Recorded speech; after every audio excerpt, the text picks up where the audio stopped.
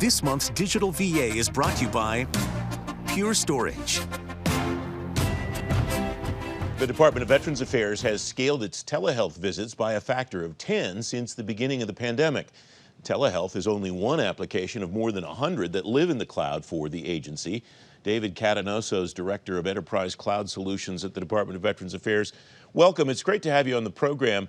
Take me back to the beginning of the VA's cloud journey, or as far back as you can take me, and tell me how the VA goes about deciding, prioritizing which apps go to the cloud and which apps don't. Well, good morning, Francis. On behalf of the VA, I'd like to thank you for the opportunity to be here this morning to talk about what we're doing in cloud technology to serve our veterans. Before I do, however, I'd just like to take a moment to acknowledge the significant contributions of women across the Office of Information Technology, particularly now as we celebrate Women's History Month here at the VA. For those who may not know, the VA is the second largest federal agency, second only to the Department of Defense. And we have over 400,000 employees with three primary missions: healthcare, benefits, and National Cemetery Administration. And as you can imagine, we're approximately a Fortune 9 size organization with a large IT infrastructure that is designed to support and deliver capability to those missions. Under Secretary McDonough's leadership, we're committed to delivering the best customer service to all our veterans. And VA's digital transformation effort is a key part of that to deliver rapid innovation and continuous IT modernization. And cloud technology, as you mentioned, is a critical part of that effort.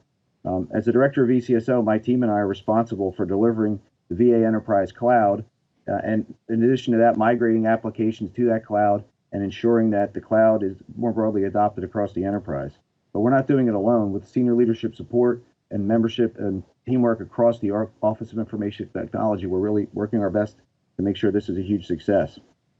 Today, our enterprise cloud consists of two primary environments: Microsoft Azure Government and also AWS GovCloud.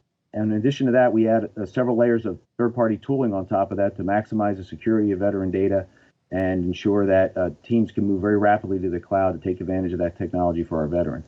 And that's how we got our start. We wanted to build that landing area first to enable us to migrate applications safely and securely into the cloud. How do you then decide which ones go? Well, we validate each application. It's a variety of techniques that we use. Sometimes application teams come to us with the need to use cloud technology. Other times we'll identify applications that are critical to the enterprise to move to the cloud to take advantage of various cloud capabilities that's like auto scaling and higher reliability, disaster recovery capabilities, things like that.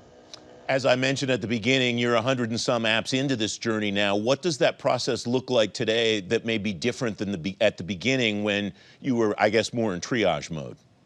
Sure. So in the beginning, our main goal was to stand up the platform and get it ready to receive applications. And a lot of times consultants will tell you start small, move your smallest applications first, build some traction. But for a variety of very good reasons, it turns out, we went in the exact opposite direction. And very early, we moved some of our biggest, most mission critical applications to the cloud, which was a little higher risk factor. But once we did that, it really gave us a huge confidence level to where we could move more and more applications. And like you said, today, we have over 100 applications that are successfully running in the cloud and probably another 50 or so in a pipeline.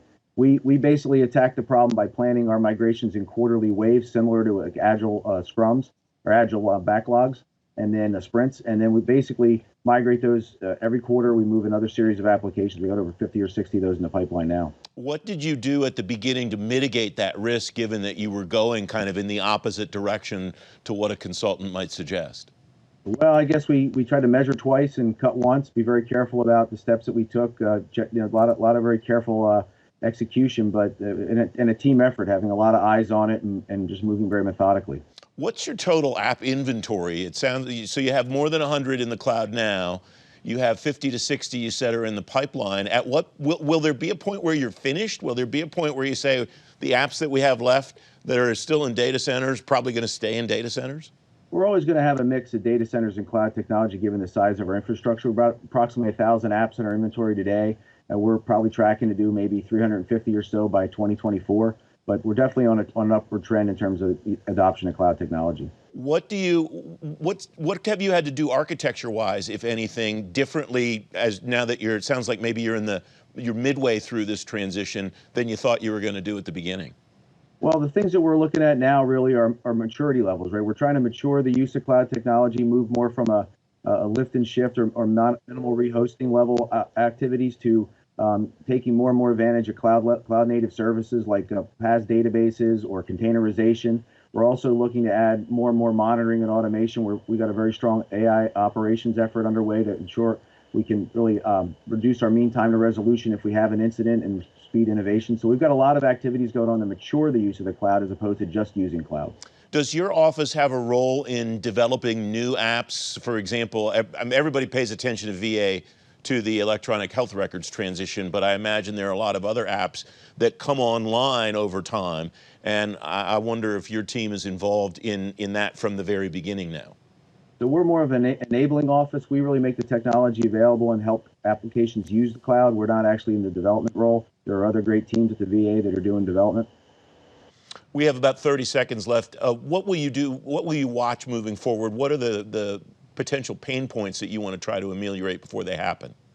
We're always trying to make sure we maximize security. As you can imagine with current events, that's important. And then on top of that, we're looking to take advantage of these newer technologies like AI ops and containerization to take everything that we're doing here at the VA to a new level. David Catanoso, thanks very much for joining me. It's great to have you. Thank you.